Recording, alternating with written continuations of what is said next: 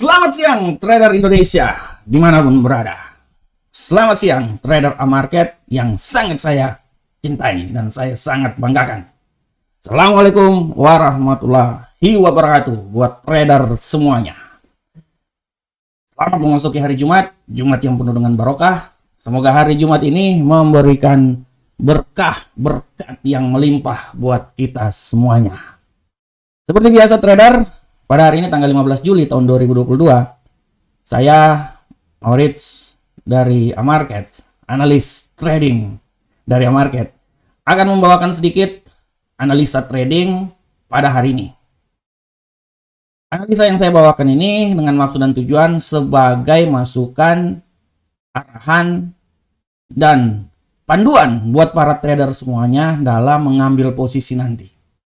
Tapi pada prinsipnya, analisa yang saya berikan ini hanya merupakan acuan ya, dan para trader harus kembali lagi menganalisa sendiri. Karena analisa yang paling terbaik itu analisa kepunyaan diri sendiri. Itu analisa yang paling good, paling terbaik. Oke trader, kita akan masuk pada analisa kita, tapi sebelumnya kita akan membahas sedikit tentang tema harian kita pada hari ini. Tema hari ini adalah keperkasaan dolar selama 20 tahun terakhir mencapai nilai tertinggi. Ini adalah sejarah yang sangat luar biasa. Dari tahun 2002 sampai sekarang, ini adalah nilai yang paling tertinggi. Dan saya sudah sekali lagi bilang kemarin, di analisa saya kemarin, ya trader ya, saya mau bilang, sorry trader, sorry trader semuanya. Sorry. Kita lanjut. Lanjut kita. Ini saking bersemangatnya saya sampai seperti kayak gini ya. Tapi nggak apa-apa. Kita lanjut trader. Mohon maaf. Trader kita lanjut. Jadi trader semuanya, analisa yang sangat luar biasa di mana dolar sampai 2 dari tahun 2002. Ini adalah nilai yang paling tertinggi. Kalau trader melihat rangkuman-rangkuman analisa saya, rangkuman-rangkuman acara saya di Facebook, di YouTube, trader selama 1 minggu ini saya memprediksikan bahwa dolar itu Euro USD, dolar akan naik. Malah saya sempat kemarin bilang kan bisa dolar bisa 107 bisa 108 dan 109. Apa yang terjadi? Mulutku ini panas trader. Kepanasan mulutku ini membuat menjadi sebuah kenyataan. Dolar tertinggi sampai 109, euro angkel saham dolar terendah sampai di titik yang paling terendah 0.9999. Malah saya bilang bisa sampai 95. Ya. Bisa sampai 95.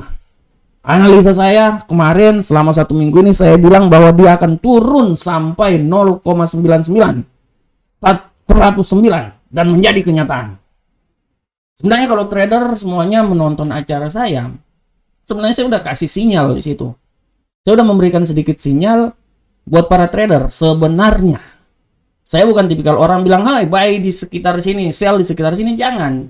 Saya memberikan secara panduan, saya memberikan secara arahan. Ibarat saya tidak akan memberikan ikan buat para trader, tapi saya mengajarkan para trader cara memancing yang baik dan benar. Karena kalau saya memberikan ikan, saya cuma bisa memberikan ikan 1 ikan, 2 ikan, 3 ikan. Tapi kalau saya mengajarkan para trader, memberikan arahan para trader cara memancing yang baik dan benar, para trader bisa memperoleh 1 ton ikan. Ya, itu dia. Itu pun juga dalam analisa-analisa yang saya bawakan. Ya. Kita lihat langsung aja di platform trader. Nah, kita masuk. Ya, trader bisa lihat di sini. Di platform ini trader bisa lihat ya. Di sini sudah sangat jelas, bayangkan trader semuanya sampai 109 kemarin. 109 bayangkan trader 109.120. Nilai paling tertinggi dalam sejarah. Nilai paling tertinggi dalam sejarah dolar Amerika. Trader bisa lihat dengan jelas sana ya, bagaimana dolar Amerika naik ya. Karena kalau kita lihat trader semuanya, kenapa bisa sampai kayak gitu trader? Dolar menyentuh ya Dolar kenapa bisa sampai kayak gitu? Sebenarnya sangat simpel, trader. Dolar bisa menyentuh karena risk off yang membuat dolar ini tetap berada di pihak yang sangat luar biasa. Ya. Risk off. Kekhawatiran resesi mempertahankan dolar pada jalur bullish yang sangat tinggi, ya. Dia pertama sepanjang paruh waktu, ya. Ekspektasi yang sangat luar biasa, ya. Di samping itu pun juga kenaikan suku bunga 100 BP, ya. Inilah yang menjadi alasan kenapa akan terjadi seperti kayak gitu, ya. Trader harap ingat, ya. Harap diingat. Kalau kita lihat trader, di sini ada saya mengutip sebuah pernyataan dari Gubernur Sentral Bank, ya, salah satu Gubernur Sentral Bank, sabar kita lihat dulu, salah satu Gubernur Sentral Bank Amerika, ya, salah satu, ya. Nah, saya lihat di sini di pernyataannya dari salah satu Gubernur Federal, ya, Christopher Waller. Dia mengatakan bahwa pasar mungkin telah maju dengan memperkirakan kenaikan suku bunga hingga 100 BP pada bulan Juli, ya. Dari sini kita bisa lihat bahwa apabila dengan menambahkan kenaikan 75 BP akan membawa mereka ini akan menjadi suatu yang netral, ya. Ini lihat, ya. Dengan kenaikan sebesar 5,52%, ya. Inilah yang menjadi alasan kenapa dolar ini dia sangat menguat, ya. Nah, ini dia. Ini dia para trader semuanya. Ini yang harus para trader pahami, ya. Nah, oleh karena itu kenapa trader kita bisa lihat bahwa Euro USD dia bisa jatuh sampai 0,9951. Kita lihat dulu di platform Euro USD trader, Euro USD bisa turun sampai 0,9951, bayangkan 0,99951, ini nilai yang paling terendah, ya. Nah, 0,99515, ya, nilai yang paling terendah. Bayangkan trader, bayangkan, ya. Ini yang ingin saya bilang buat para trader, ya. Bayangkan, ya. Hal ini terjadi karena salah satu faktor juga adalah gejolak yang terjadi di Eropa.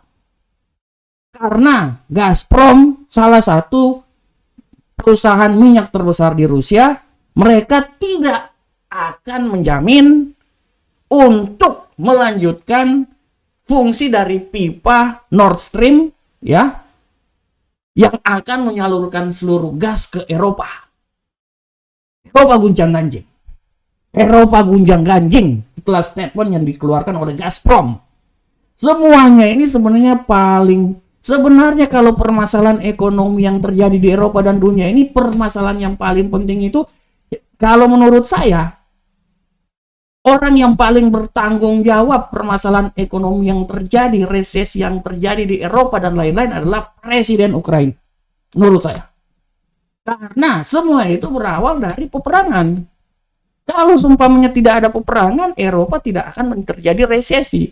Amerika tidak akan terjadi resesi. Ini karena peperangan. Oke, COVID ada, tapi tidak sebesar. Tapi setelah peperangan terjadi, di mana mereka memblokade Rusia. Ya, Rusia yang mempunyai kekuasaan yang penting untuk Eropa dalam hal sumber daya alam, gasnya, minyaknya.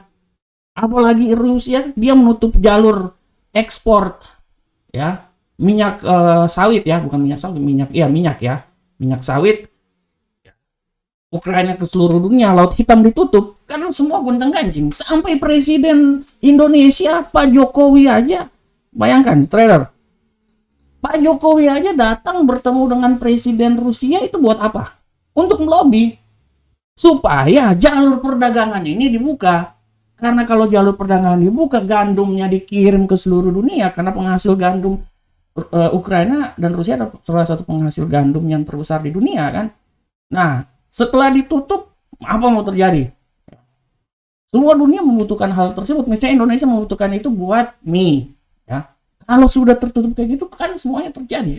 Kena resesi, macet, ya. Sampai isu ini aja diperdengarkan atau diperbincangkan di rapat-rapat, terutama rapat G20 di Bali.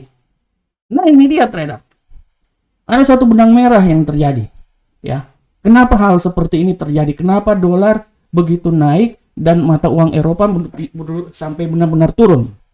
Imbasnya akan lari ke aset lain. Emasnya turun, Bitcoinnya turun, semuanya. Imbasnya akan terjadi trader. Makanya saya bilang sebenarnya kalau tidak terjadi peperangan, ya ini santai, dia masih dalam standar normal. Semua berawal dari peperangan yang terjadi.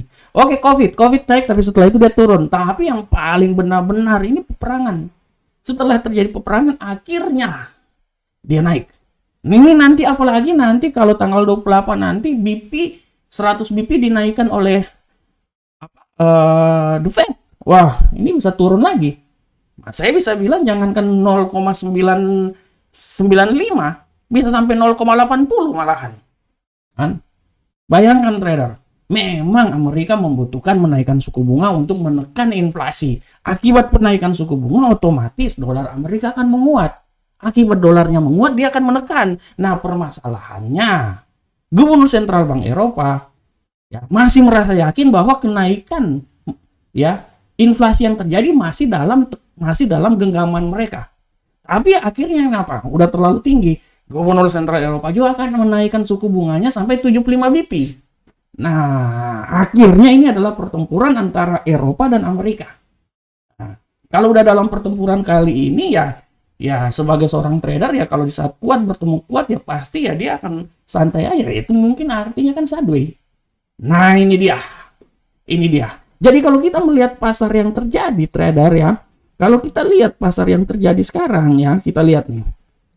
Dengan kenaikan yang sangat tinggi dan luar biasa tinggi, ya trader lihat ya.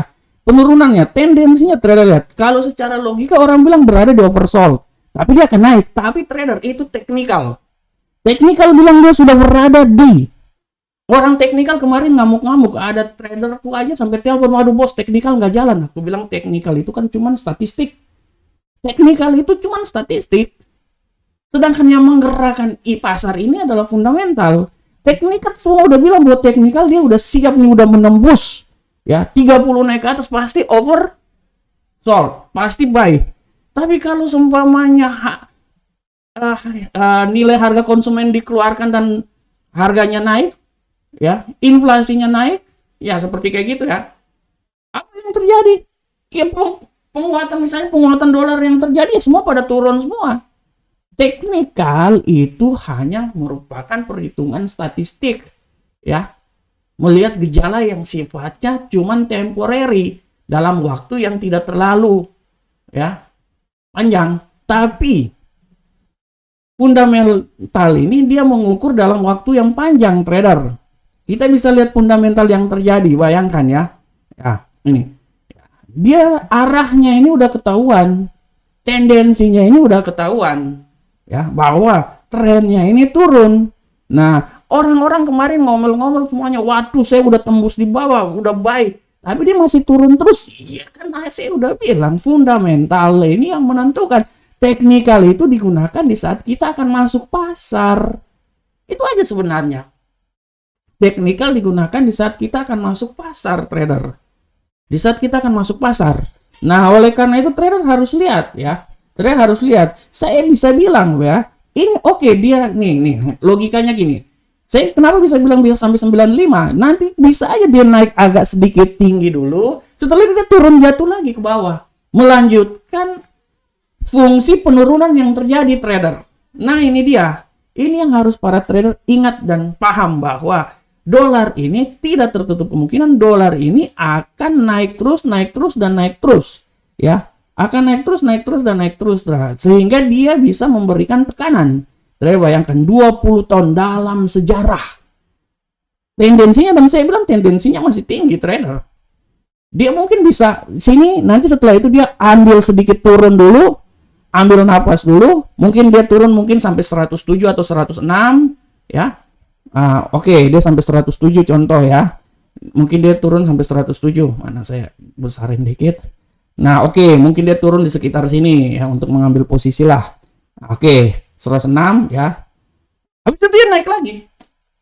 Begitu, makanya kan saya bilang fundamental masih sangat kuat, tendensinya masih bisa sangat kuat, dan harga euro Uncle Sam dolar ini masih bisa menurun dan menurun terus.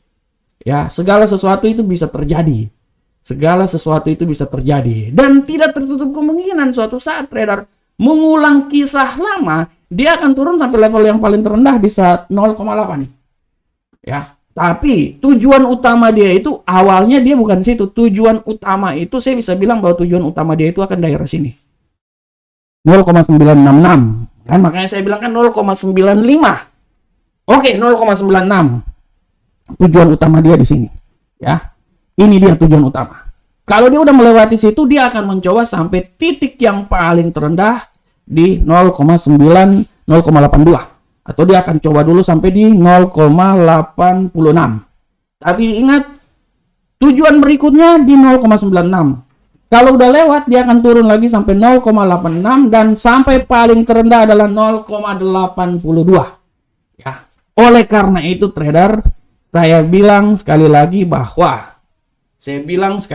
bahwa pasangan mata uang ini dolar tidak tertutup kemungkinan akan naik terus, ya, akan naik terus sehingga bisa membuat mata uang lainnya akan turun, ya, aset-asetnya akan turun. Misalnya emas kemarin itu turun paling terendah, ya, itu paling terendah kemarin, ya, dia turun paling terendah itu ya sampai level 1700 sampai 1600 ya. Itu dalam 20 tahun itu dia turun trader. Dalam 20 tahun trader. Ya. Trader harus lihat ya. Nih, yang paling terendah ini dalam 20, bukan 20 tahun, 2 tahun deh kalau nggak salah deh. Nih. Ini ya, itu terendah. 2 tahun, 2012. Ya, 10 tahun ya. 10 tahun. Nah, nih. Dalam 10 tahun 2012 titik yang paling terendah di sini. Ya, nih. 2012. Nah, 2012 bulan Desember. Bayangkan. Jadi tidak tertutup kemungkinan dia akan turun lagi sampai yang paling terendah itu misalnya di sini, level sini. 1539. Ini dia. Kalau mau naik ya gampang aja. Kalau Mas mau naik gampang aja. Bom atom aja. Pasti naik ini. Bercanda trader.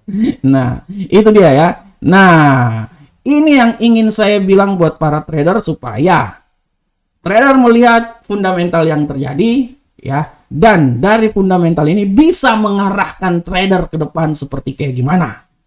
Tugas seorang trader adalah menganalisa. Trading itu hanya pengulangan apa yang telah terjadi. Reinkarnasi bahasa kerennya. Trading itu adalah sebuah proses reinkarnasi. Nah, untuk bisa reinkarnasi itu kan ada zaman-zamannya, ya. Contohnya ada zaman Maradona. Maradona habis, ada zamannya Lionel Messi, ya. Setelah Lionel Messi, mungkin setelah ini zamannya Mbappe atau Haaland. Setelah ini nggak tahu, ya. Setelah ini kita nggak tahu zamannya apa, ya. Nah, ini dia. Oleh karena itu, trading itu adalah proses reinkarnasi dari apa yang telah terjadi sebelumnya dan akan terjadi lagi pada saat ini. 2002 telah terjadi penurunan yang paling terendah, tertinggi, dibalas lagi pada tahun 2022.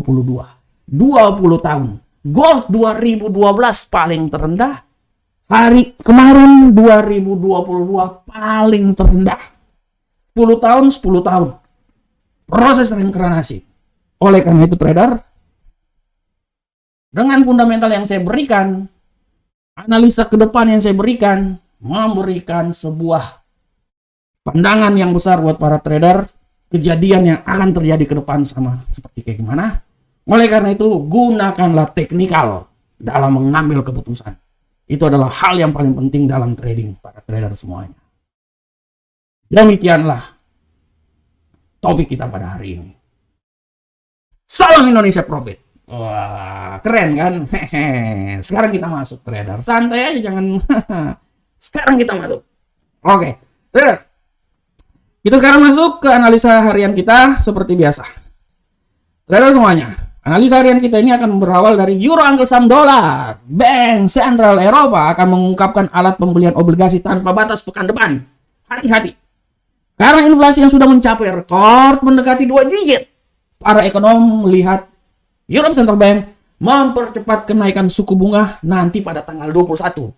Tanggal 21 akan mempernaikkan suku bunga sampai 75 BP. Tanggal 28 Amerika 100.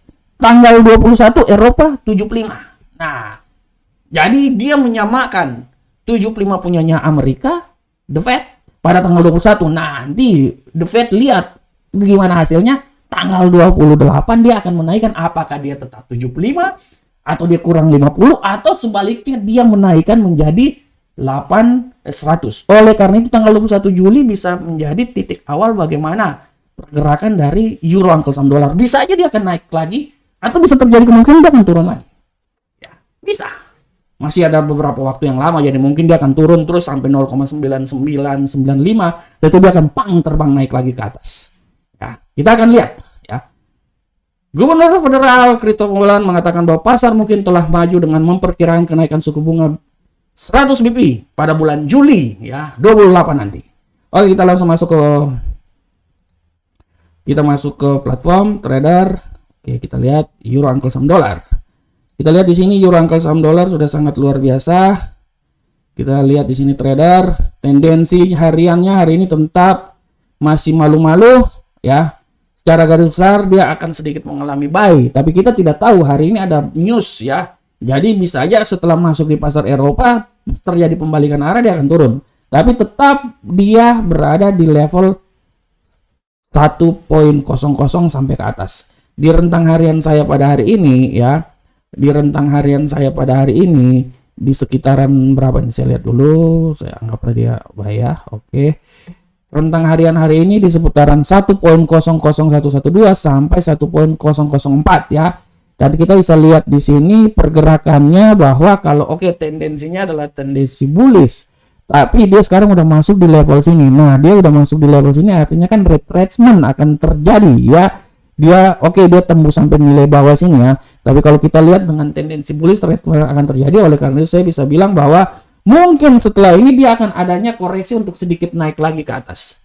Mungkin ya.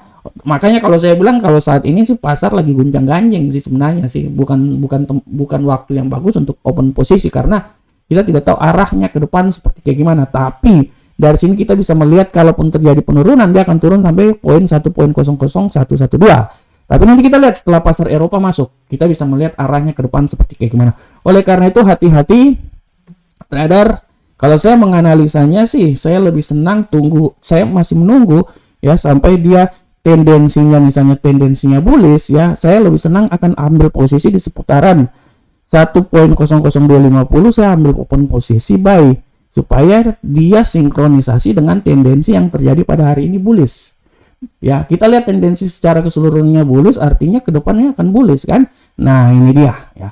Dari situlah kita bisa ambil posisi bullish. Seperti sekarang ini kan bearish nih ya. Otomatis kan selama 4 jam akan bearish. Nah, kita lihat aja di sini. Oleh karena itu kan saya udah bilang selama 4 jam artinya kan 4 candle. Candle pertama, candle kedua, candle ketiga, candle keempat.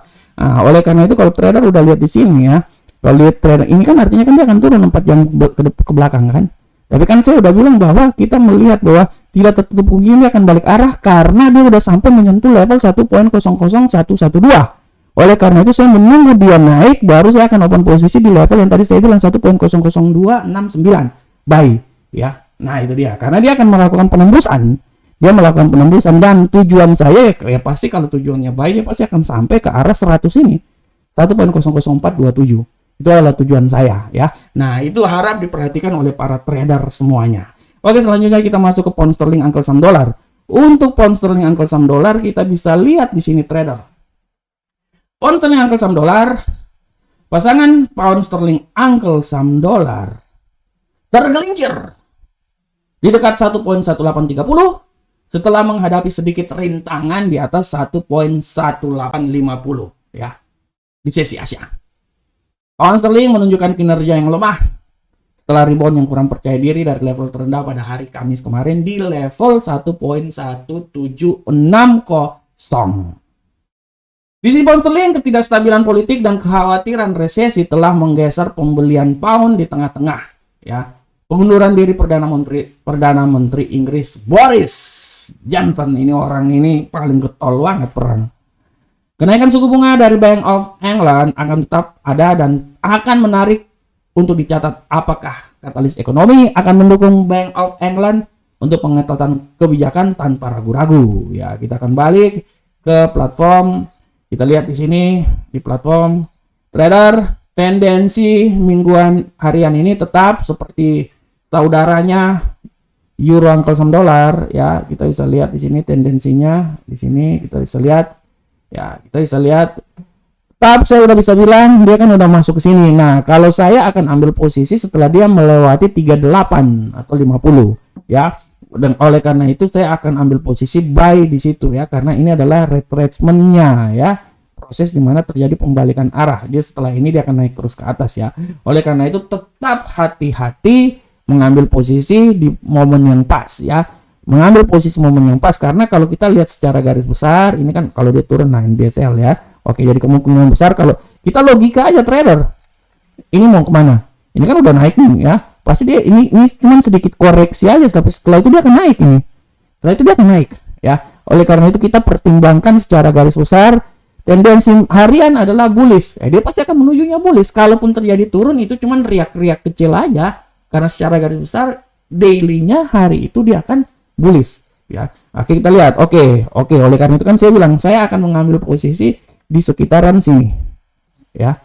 Saya ambil posisi di sekitaran sini. Nah, 1.18288 ya, dengan asumsi bahwa dia akan terbang terus dan tendensinya yang paling terakhir ada di sekitaran 18520. Itu adalah nilai yang tertinggi take profit yang akan saya coba dapatkan di situ ya. Oke, selanjutnya kita akan masuk ke gold. Bagaimanakah gold pada hari ini trader? Gold pada hari ini trader bisa lihat bahwa untuk gold harga emas berjuang di sekitar level terendah karena Fed yang lebih banyak arahnya hawkish dan kekhawatiran resesi yang telah surut. Harga emas tetap defensif di seputaran 1.700, mengkonsolidasikan penurunan di dekat level terendah dalam 11 bulan karena menghindari risiko memudarnya menjelang data yang penting yang akan dikeluarkan pada hari ini. Pembeli dolar beristirahat, sudah terlalu tinggi ya. Saatnya di atas, tapi ada saat posisinya di agak sedikit santai di bawah. Ya, oleh karena itu dolar sekarang dalam posisi ya, bukan dolar on top dot ya, dot. Tapi agak sedikit istirahat berada di bawah. Biarlah yang lain-lain aset on top yang lain silakan di atas, tapi hari ini kecenderungan dolar agak sedikit istirahat dulu setelah kerja paksa, kerja rodi sampai tertinggi dalam 20 tahun terakhir ini. Oke, kita lihat trader bagaimanakah analisa di platform. Kita bisa lihat di sini trader, sangat jelas di sini bahwa tendensi harian ini ya dolar ya, gold agak sedikit curam ya. Dia masih tetap arah ke bawah. Kita akan lihat bagaimana pergerakannya. Apakah dia masih tetap seperti yang kemarin, penurunan dan turun terus. Kita bisa lihat di sini ya.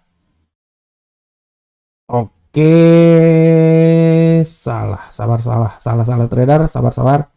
Saya mengambil posisinya kebalikan. Saya mengambil posisi Fibonacci-nya kebalikan. Kita hapus dulu. Saya mengambil posisinya dia turun, berarti kalau dia turun artinya dia akan naik. Nah, ini. Nah, oke, kita lihat. Dia udah menembus level rentang harian kita di 1706 ya. Dia akan turun terus. Kalau saya bilang analisa saya dia akan coba turun sampai di 1703. Dia akan coba di sini ya.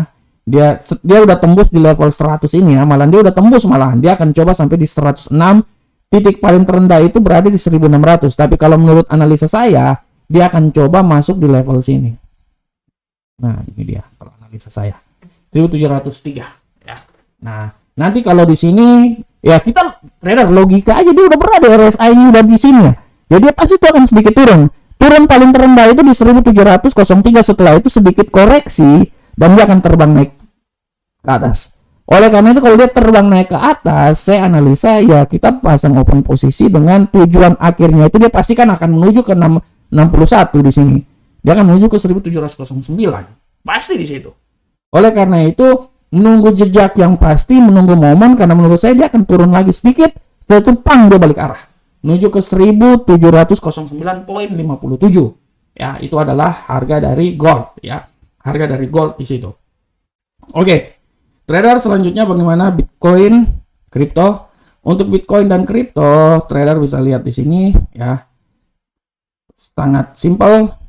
Bitcoin hari ini agak sedikit baik harganya, agak hijau ya. Dia naik 1,56% dan hari ini Bitcoin berada di posisi 20.525. Masih tetap dalam pantauan 22 sampai 18.